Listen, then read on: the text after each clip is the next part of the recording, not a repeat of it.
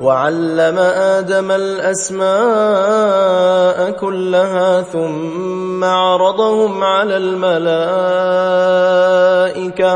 فقال أنبئوني بأسماء هؤلاء إن كنتم صادقين. اور اس نے آدم کو سب چیزوں کے نام سکھائے، پھر ان کو فرشتوں کے سامنے کیا اور فرمایا کہ اگر سچے ہو تو مجھے ان کے نام بتاؤ. قالوا سبحانك لا علم لنا إلا ما علمتنا إنك أنت العليم الحكيم.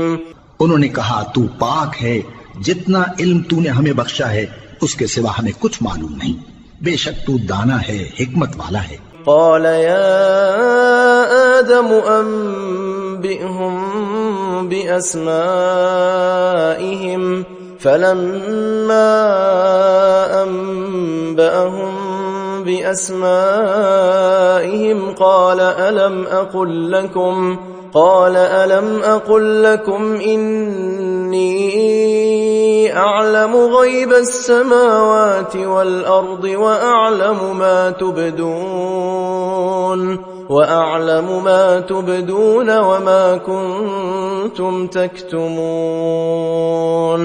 تب اللہ نے آدم کو حکم دیا کہ آدم تم ان کو ان چیزوں کے نام بتاؤ.